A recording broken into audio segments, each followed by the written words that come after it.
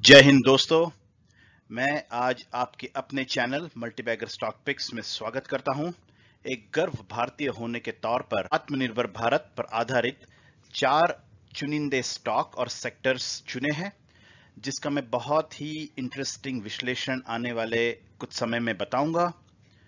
वैसे तो आप इन 8 सेक्टर्स में से कोई भी कंपनी चुन सकते हो। मैंने यहाँ पे 25 से अधिक कंपनीज लिस्ट की है। ये सभी शानदार कंपनीज है। मैंने जो 4 स्टॉक्स चुने हैं, ये मुझे लगता है आने वाले समय में मल्टी बैगर रिटर्न्स दे सकते हैं। ये स्टॉक्स री रेटिंग भी हो सकते हैं और इनकी बहुत ही तगड़ी ऑर्डर बुक है। तो पहला सेक्टर है स्पेशलिटी केमिकल्स। इंडिया ये केमिकल्स में खास करके डाइस, पिगमेंट्स, पॉलीमर्स और एग्रोकेमिकल्स में लीडिंग ग्लोबल मैन्युफैक्चरर है। चाइना और यूएस के ट्रेड टेंशन के चलते, और आपने देखा होगा, ये न्यूज़ भी सुनी होगी, चाइना में जो एनवायरमेंटल पॉलिसी है और कंप्लायंस के जो भी नॉर्म्स है, ये काफी स्ट्रिक्ट हुए हैं।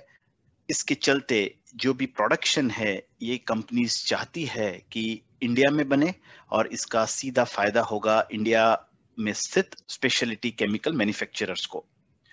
दूसरा, इंडियन स्पेशलिटी केमिकल सेक्टर यहां से 5 वर्षों में $60 बिलियन का मार्केट होने वाला है, दुगना होने वाला है।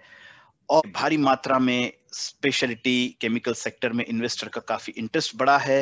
ये सेक्टर रीरेट हुआ है।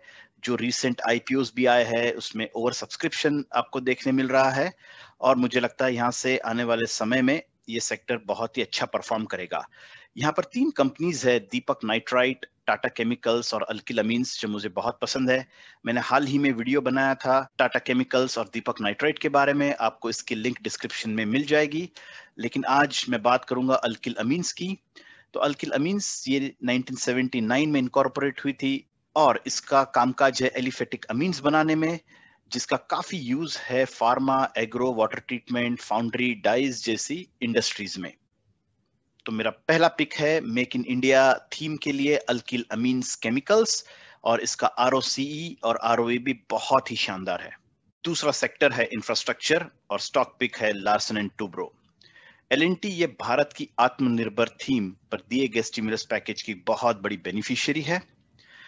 भारतीय गवर्नमेंट ने जो इंफ्रास्ट्रक्चर के लिए स्टिमुलस पैकेज दिए थे, इससे एलएनटी को बड़े प्रोजेक्ट्स हासिल करने में मदद हुई है।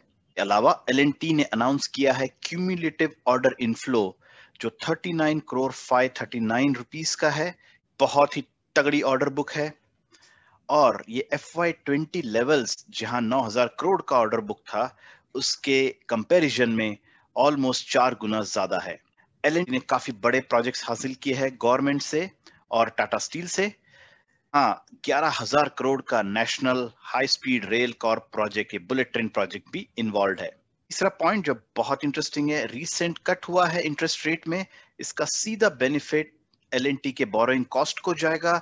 ये बोरोइंग कॉस्ट कम करेगा।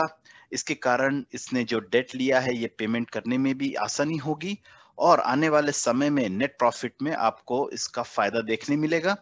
यहां से मुझे लगता है एलएनटी 1800 से 2000 के लेवल को भी टच कर सकता है। तो बहुत शानदार पिक है लार्सन एंड टूब्रो। तीसरा सेक्टर है डिफेंस और स्टॉक पिक है भारत इलेक्ट्रॉनिक्स लिमिटेड। यहां पर 2 मुख्य कारण हैं। एक तो गवर्नमेंट ने जो एफडीआई है डिफेंस सेक्टर में, ये 26% से बढ़ा के 49% कर दी है, जिसका सीधा लाभ होगा भारत इलेक्ट्रॉनिक्स जैसी कंपनीज को। दूसरा, गवर्नमेंट ने जो एफआईआई पर पहले बैन लगाया था डिफेंस सेक्टर में निवेश करने के लिए, अब वो बैन निकाल दिया है, जिसके चलते एफआईआई अब 24% तक अपना इक्विटी कैपिटल डिफेंस कंपनीज में निवेश कर सकती है।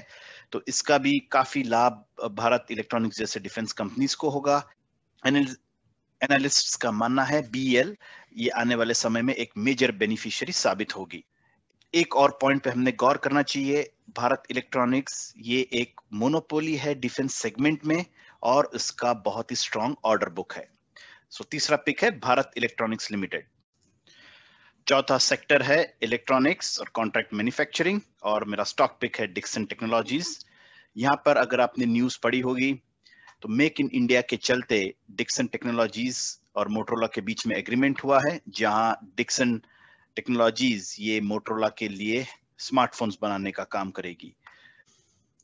गवर्नमेंट के इस स्कीम और विजन के कारण आने वाले समय में मुझे लगता है मैन्युफैक्चरिंग सेक्टर, खास करके इलेक्ट्रॉनिक्स मैन्युफैक्चरिंग, काफी अच्छा प्रदर्शन कर सकता है। तो दोस्तों, ये थे मेरे 4 पिक्स जो मुझे लगता है आने वाले समय में बहुत अच्छे रिटर्न्स दे सकता है। जब भी आपको डिप या प्राइस में करेक्शन मिलता है तो इसे जरूर आपने एक्यूमुलेट करना चाहिए। यहाँ डिस्कस किए गए किसी भी स्टॉक में निवेश करने से पहले आप अपना पूरा ड्यू डिलिजेंस कीजिए। अपने फाइनेंशियल एडवाइजर की राय लेने के बाद ही किसी प्रकार का निर्णय लीजिए। Happy investing. अगर आपको मेरा ये एनालिसिस और वीडियो पसंद आया हो तो इसे लाइक कीजिए और चैनल को सब्सक्राइब कीजिए। आप किसी स्टॉक के बारे में मेरा सुझाव चाहते हैं तो कमेंट सेक्शन में जरूर बताइए। Thank you.